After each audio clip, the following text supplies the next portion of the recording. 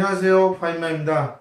오늘 제가 강의할 내용은 인지치료 어떻게 시작하는 게 제일 중요한가.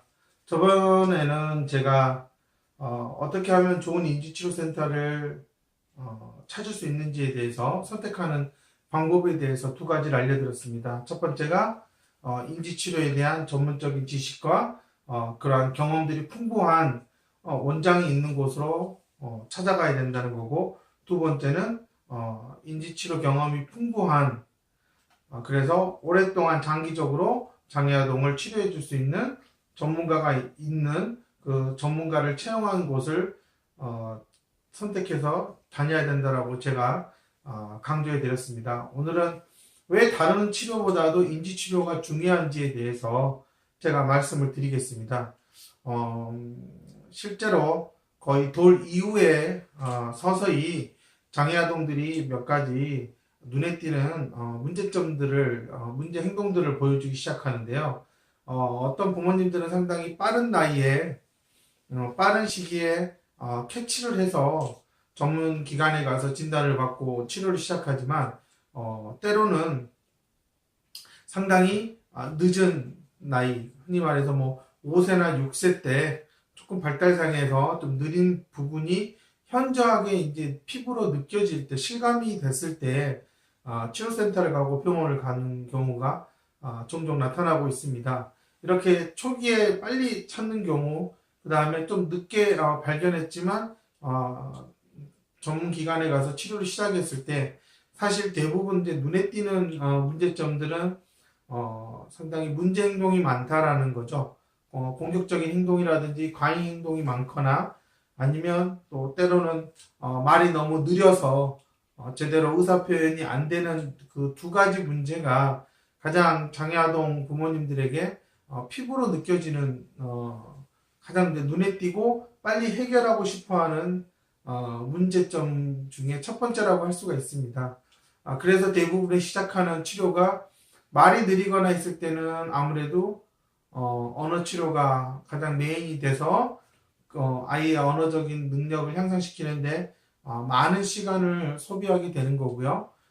자폐아동처럼 상당히 행동상에서 상호작용이 되지 않고 여러 가지 행동을 모방하거나 따라하는데 어려움이 있을 경우에는 여러 가지 인지행동 치료, 그 다음에 놀이치료라든지 뭐 그룹치료 이와 같은 사회성을 좀 키워서 사회적인 룰을 배울 수 있는 학습에 많은 시간을 투자하게 되어 있습니다.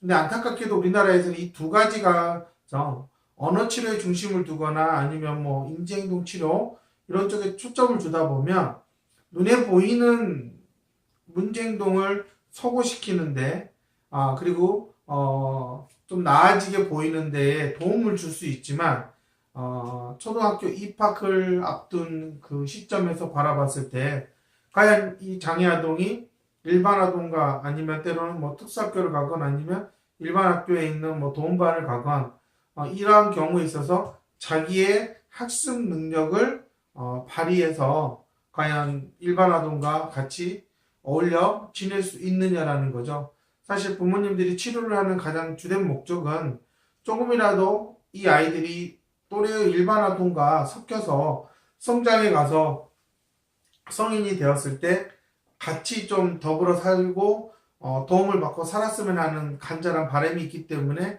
치료를 하는 것이겠죠.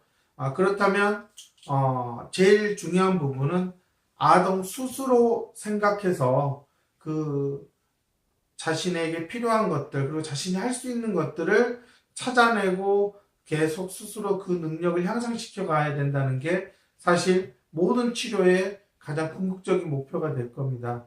그러한 측면에서 아이가 스스로 생각할 수 있다는 것은 상당히 향후 배움에 있어서 가장 중요한 디딤돌 역할을 한다는 거죠. 그래서 아이가 장애아동이 생각하는 힘이 있다는 것은 상당히 부모님들에게는 희망적인 부분이 될 수 있는 거고요. 물론 이러한 생각하는 힘을 발견하고 지속적으로 사용할 수 있게끔 도와주는 역할이 결국은 인지치료사들이 해야 될 역할이고요. 그러한 점에서 과연 이 아이가 가지고 있는 학습 잠재성이 어느 정도 되는지를 아는 것이 중요하고, 또한 이 학습 잠재성을 어떻게 끌어올려갈 것이냐에 대해서 인지치료사의 전문적인 능력이 필요한 거겠죠. 하지만 지금 현재로서는 이게 우리나라는 모든 치료가 다 제각각으로 진행이 되고 있고, 간단한 한 명에 대해서도 이 한 센터에서 여러 가지 치료를 하고 있지만 그 치료 방향에 대해서 서로가 공유가 안 되고 있다는 게 지금 현 치료센터에서 가지고 있는 가장 큰 문제점이죠. 이 한 학생에 대해서 인지치료사든 언어치료사든 뭐 놀이치료사든 뭐 운동을 해주는 뭐 작업치료사든 이러한 치료사들이 한 아이에 대해서 현재 수준이 인지적으로 얼마큼 되고, 또한 언어적으로 어느 정도 능력을 갖추고 있고, 상호작용은 어느 정도 되고 있고, 이런 모든 것들이 만약에 정보가 공유가 된다면 이 아이의 인지적인 능력을 훨씬 더 향상시킬 수가 있습니다. 그 중심에 바로 인지치료사들이 점점점 더 중요한 역할을 하게 되어 있고요. 하지만 현재로서 하고 있는 모든 것들은 사실 단순한 눈에 보여주기식 기술적인 능력을 따라하는 수준에 머물러 있어서 아이가 밖에 나가서 뭔가 스스로 배우고 자신의 것으로 받아들이는 과정을 갖추기에는 인지적인 능력이 떨어질 수밖에 없다라는 거죠. 그래서 저는 FI 프로그램이라는 것이 상당히 이렇게 오랜 기간의 인지적인 기능의 습득과 어떤 향상과 변화가 필요한 장애아동들에게는 이 FI 프로그램이 장기간 지속적으로 중재할 수 있는 환경을 제공해 줄 수 있기 때문에 무엇보다도 다른 어떤 인지치료보다도 FI가 더 중요하고 최대한 빨리 시작하는 게 좋다라는 게 제 개인적인 입장이고요. 실제로 제가 지금까지 중재를 해본 사례에서도 확실히 중재를 1년, 2년, 3년 할수록 스스로 생각하고 도전하려고 하는 그 의지는 다른 인지치료를 하는 아이들보다는 더 오래 지속되고 더 수준이 높다라는 것은 제가 자신있게 말씀드릴 수 있습니다. 인지치료는 나이가 어릴 때에는 과연 이 아이를 데리고 어떤 걸 시켜야 되느냐 상당히 많이 어렵습니다. 그렇기 때문에 사실 아이의 그 발달 그 속도와 성장 과정을 잘 지켜보면서 부모님이 해줄 수 있는 것들이 많아지지만 못해도 5세부터는 상당히 인지치료의 전문가들에게 아이를 지속적으로 수업을 받게 해주는 것이 제 생각에는 더 낫다라고 보고 있고요. 일반 아동이 아니라 장애 아동이기 때문에 상당히 복잡한 인지구조가 엉켜있는 인지구조가 많다라는 거예요.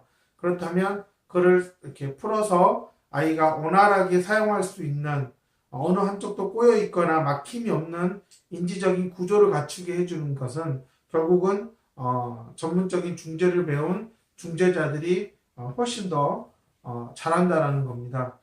인지치료 단순히 학교에서 하는 것들을 좀 더 잘하게 해주는 수준이 아니라 삶을 더 낫게 더 나은 삶을 살게 해주는 데 있어서 이 중재라는 것이 아이에게 상당히 중요한 경험으로 자리가 잡힌다라는 거. 그렇기 때문에 다른 어떤 것보다도 이제 막 시작을 했다면 최대한 FI를 전문적으로 배운 곳에 가서 그 중재자와 지속적으로 꾸준히 대화를 나누고 아이의 성장 과정을 같이 나눠가면서 또 중재자가 해야 될 부분이 있고요. 또한 집에서 부모님이 또 해야 될 부분들이 있습니다. 그런 부분에서 전문적인 중재자들은 부모님들에게 집에서 할 수 있는 많은 것들을 알려줄 수 있고요. 그렇지 않은 경우에는 사실 이 집에서 많은 시간을 부모님들이 적절히 어떻게 중재를 해야 되는지에 대해서 제대로 설명해 줄 수 있는 능력을 별로 갖추고 있지 않다라는 거죠. 그런 점에서 이 인지치료, 인지기능 향상은 반드시 전문적인 지식을 갖추고 경험이 풍부한 전문가에게 가시는 게 제일 낫고요.